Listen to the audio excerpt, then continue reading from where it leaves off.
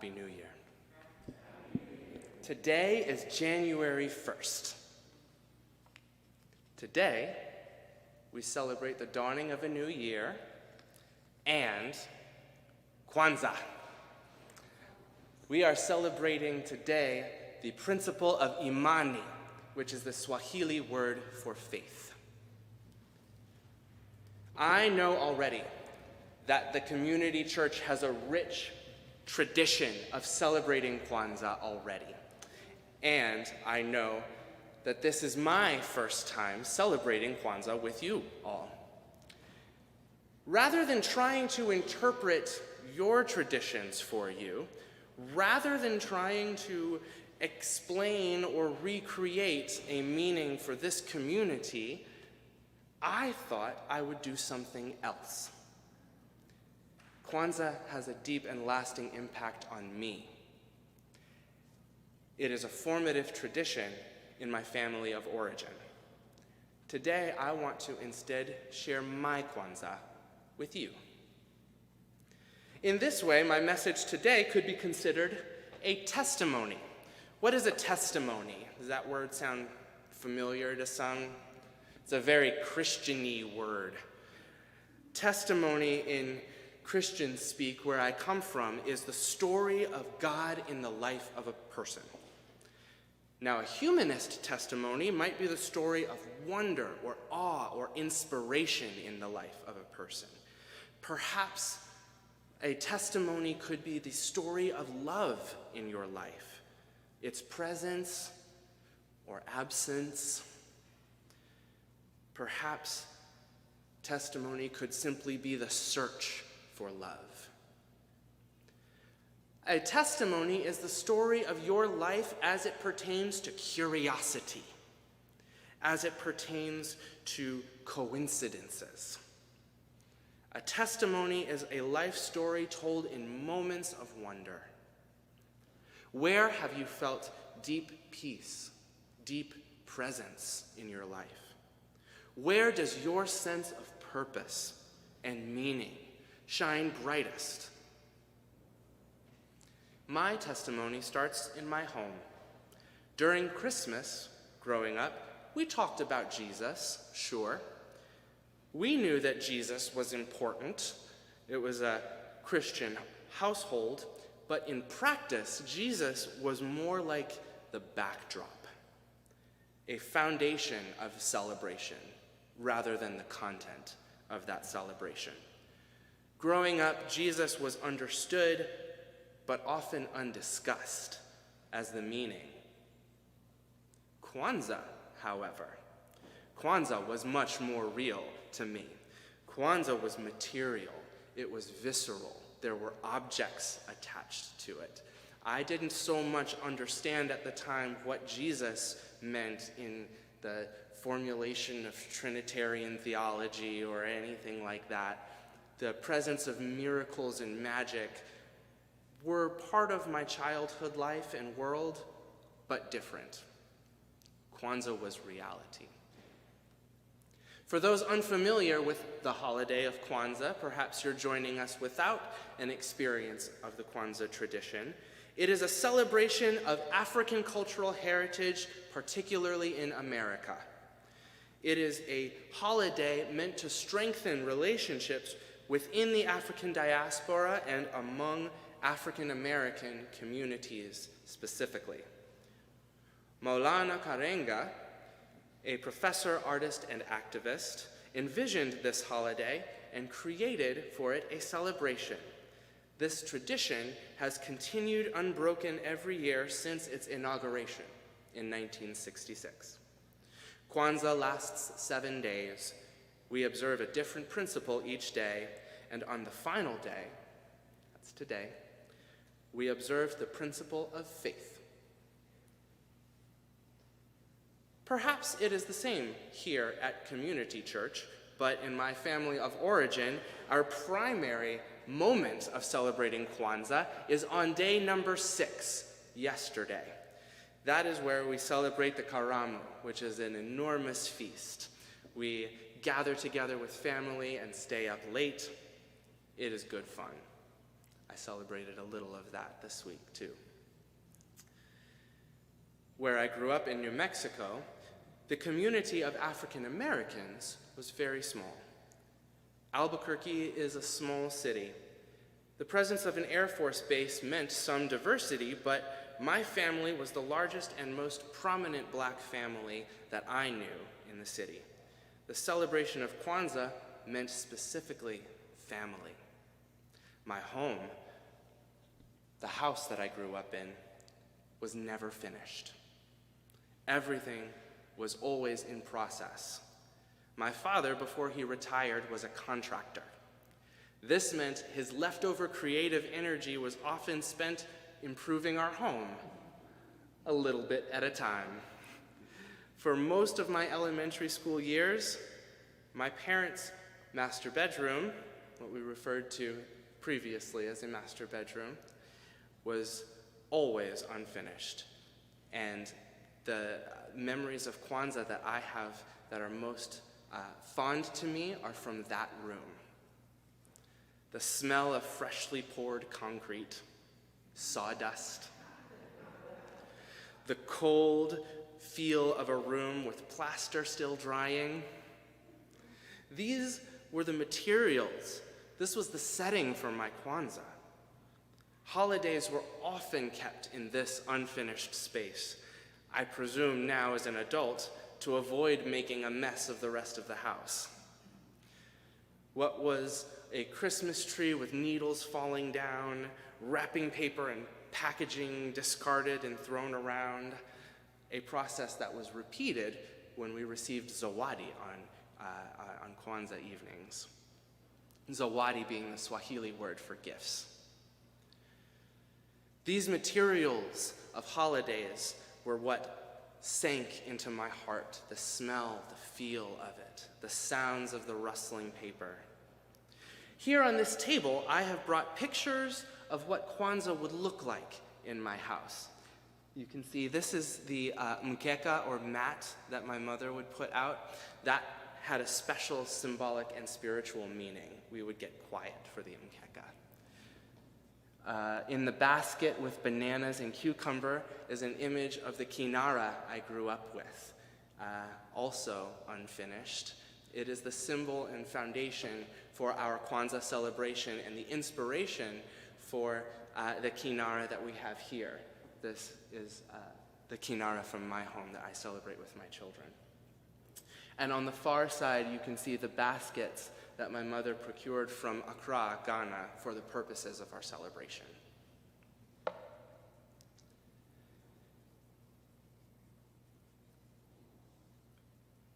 You'll notice that the kinara that we have here is big and heavy. Similarly, the image of the kinara in the basket was big and heavy. I want to say that this was very intentional for my family. We needed a kinara. The kinara holds the candles. We needed a kinara that could hold the weight of our family's struggle on both sides, represented here by red candles. The weight of our future and the weight of what we would accomplish, we similarly believed should be heavy, and we needed something strong to hold that up. These are symbolized by the green candles. Last but not least, the black center candle represented our blackness and African identity. It was told to me that this was the heaviest candle. This heavy candle is here represented by purple. For me, this important candle represents not simply blackness in skin, but as a light-skinned member of the African diaspora, I believe it represents the blackness I hold throughout my body. Too often, faith is described as something either you have or you don't. I think that is an unfair request. Faith comes and goes. Faith joins us for enthusiasm and sometimes leaves during moments of doubt and fear. Often, faith is described as a feeling of unwavering trust or of confidence, that's not what I learned. I learned about faith from Kwanzaa, and what I learned faith was something that you did.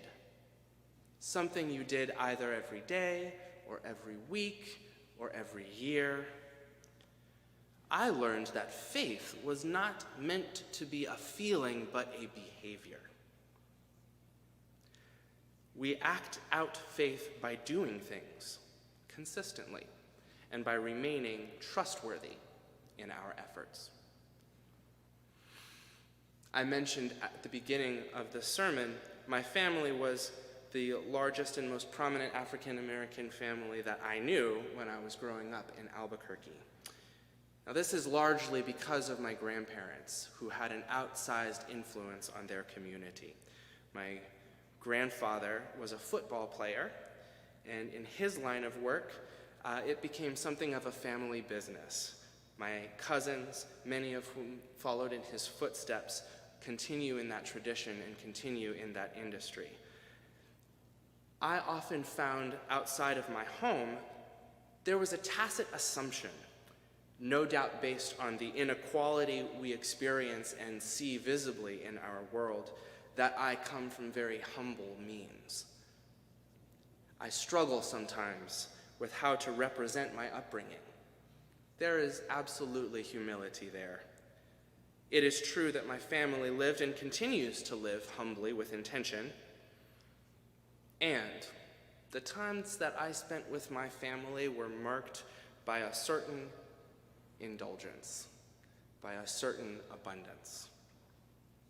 Our zawadi, as I mentioned, the Swahili word for gifts, sometimes were very numerous, and as much as poverty can be a source of shame for a child, so too can privilege. I hid my Kwanzaa experience because for me it represented my privilege. I was afraid that my blackness would separate me once again.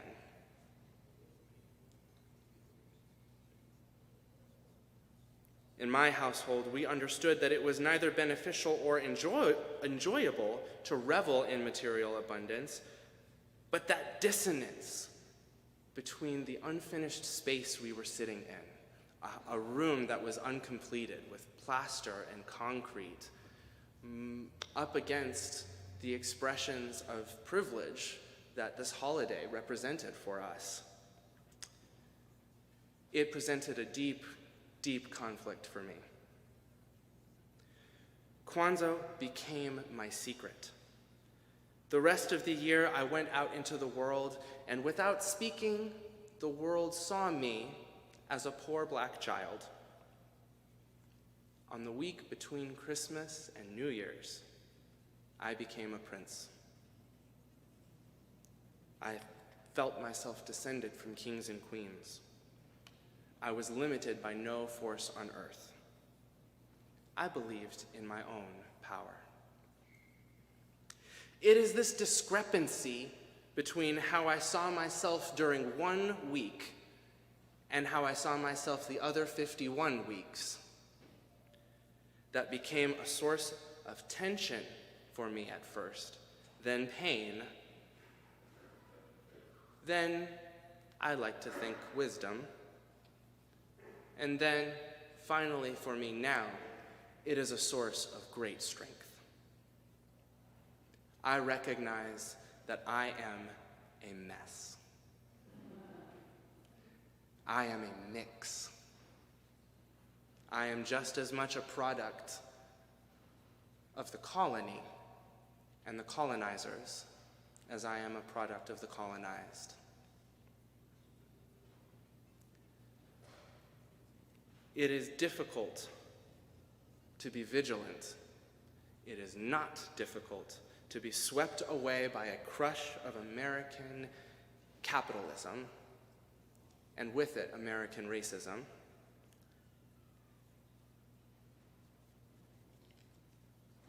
That unpacks,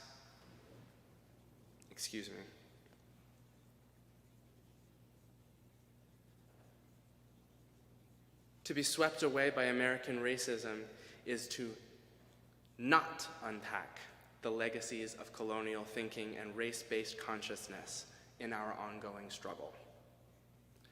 I mistrust anyone who suggests otherwise. I want to ask what the legacies of colonialism mean for us today, and what the legacies of race-based violence and hatred mean for us today. I do not want to dwell on suffering. I do not want to dwell on pain. Today is a day of hope. Today is a day of faith. And yet, the evidence of domination and violence are present in our world. I mentioned that today is January, and today, on the first day of the year, I want us to remember that January comes from the word Janus. The Roman god of Janus had two faces, one looking to the past and another looking to the future. Just as our Kwanzaa Kinara has red candles representing our struggle and green candles representing our future. The legacy of the Roman pantheon in our calendar is a legacy of colonial oppression, actually.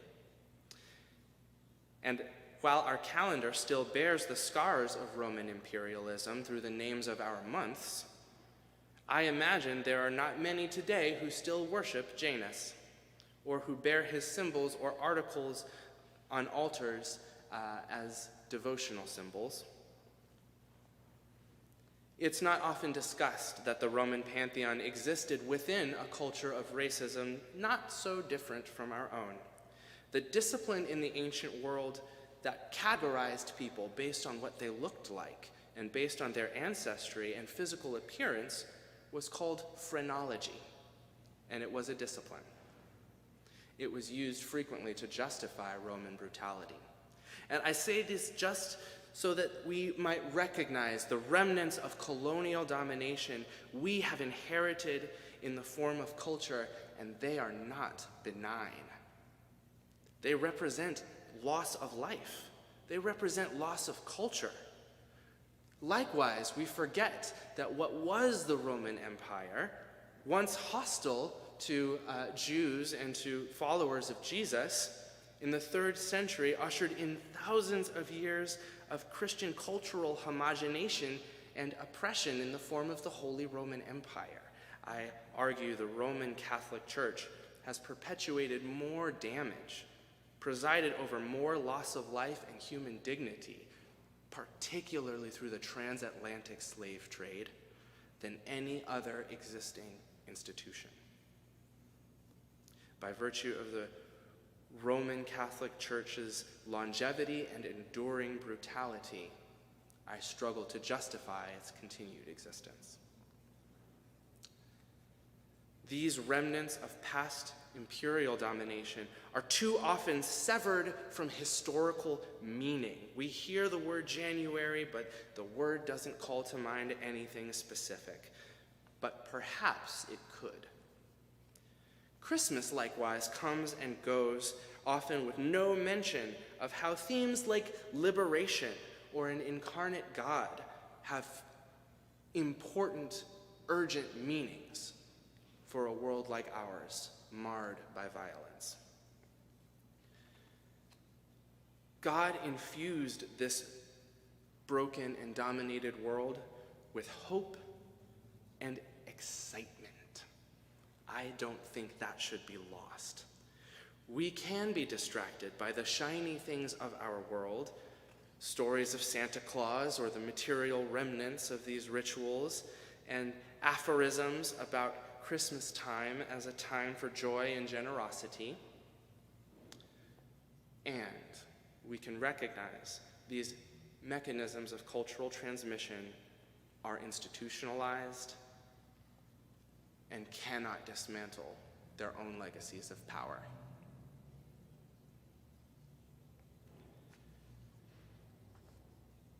Kwanzaa contains within it a history of oppression. The red candles contain that struggle. Today, I look upon the legacy of my family, my parents, my grandparents, and I feel that presence again. I feel fortunate that Kwanzaa has made its way into my body and into my bones. This is why I play the banjo. This is where I found the banjo. It is a often ignored cultural fact that the banjo traces its roots to the African continent. Today, the banjo brings up feelings of pain and discomfort often in African American communities because of the way its history was reinterpreted and the way it became a symbol of white Southern culture. I play the banjo on this instrument in particular because it is at once familiar and alien in our world. The banjo's legacy is the result of a targeted campaign performed over hundreds of years to erase the technological feat of its construction in America and to simplify its history as an American instrument. This is an important foundation for us to recognize how African histories and identity are routinely erased or ignored. I opened this message with a quote from James Cone, the father and founder of Black liberation theology, who worked concurrently with Gustavo Gutierrez, also the parent of liberation theology in Latin America. Gustavo Gutierrez writes, "All language is to some extent a groping for clarity. It is therefore necessary to deal respectfully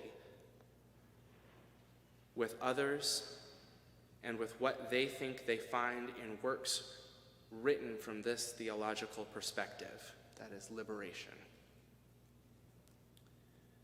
If we want to use language that is understandable and faithful, both to the integral message of faith and to the reality of experience, we must refine, improve, and correct our language continuously. In this spirit, we must redefine the meaning of faith, not as a feeling, but as a behavior, so that it can guide us through this moment of transition. As I said, being faithful can't simply mean being pious. How about consistent? Our good friend Webster tells us in the dictionary that faith means complete trust or confidence in someone or something. The second definition is a strong belief in God or in the doctrines of religion.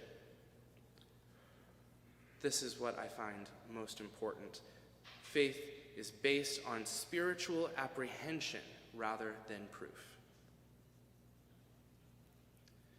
We must remember that the mechanisms of domination and oppression in our world are invisible. Gustavo Gutierrez was particularly concerned with the invisibility of the poor. And it is important to remember that the struggles of the poor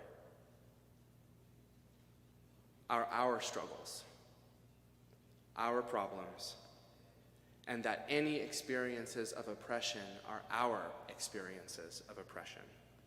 Gutierrez writes, "Our time bears the imprint of the new presence of those who in fact used to be absent from our society and from our institutions.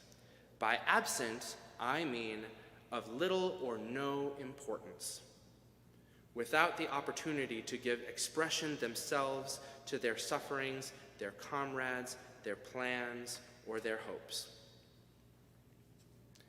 I remember myself growing up 51 weeks out of the year, I felt invisible. 1 week, I felt like a prince. This was my Kwanzaa, the experience of being seen, the feeling of being connected. I picked up the banjo as a reminder of a reminder that we need not ignore our past to grow from it. Remember, faith is about hope. Faith is about the future. Faith is about recognizing what has come before us so that we might be strong for what comes next. I play these songs that you've heard today, old songs, in an effort to reclaim for myself the meaning of this African heritage in a cultural context of domination and oppression. Do I do it right? Probably not every time. As I said, I am a mess. I am a mix. It is said that the enslaved Africans did not survive the Middle Passage at first until they brought a similar instrument to the banjo. I love that thought, that the grueling cruelty of the transatlantic slave trade could not swallow hope, especially when it came in the form of music. I play this instrument now, hopefully, so that I might have the same effect on our world. I play the banjo to strengthen us, not looking away from our histories, but towards them, through history into the future. I play the banjo for freedom. In many ways, our context as the community church today, it's not so different than the context of my childhood growing up. We are, in some ways, in the unfinished room of our house. We are between church buildings. We are waiting for what comes next. The community church lives inside of the material evidence of this transition. This is not our church space. We are here as guests. Now today is January 1st. It is a new year. What opportunities does that give us to lean into our past, look at it, trust it, and move to our future? Now, remember, this is a future that is so heavy that it needs a giant piece of wood to hold it up. Church, where do we find the hope expressed as Imani in Kwanzaa? This is our chance. It's January 1st. This is our year. This is our opportunity to model for the world what our existence can mean. How do we push love out in a world of indifference? What can Imani, as a Pan-African concept of faith, uncover for us today in our time of transition? What opportunities, community church, do we have now to stem this struggle? It is this legacy of struggle that the community church stands strong upon. Despite these struggles, and leaning into the uncertainty of our present, these green candles can remind us that the purpose of these struggles, the purpose of this uncertainty, is blessing and promise. These are contained in our future community church. They are contained in our church, the Unitarian Universalist Association of America, and they are contained within our city here in New York. That is what we are here to show and model. It is here and now that we are able to reveal this truth. Amen and Ashe.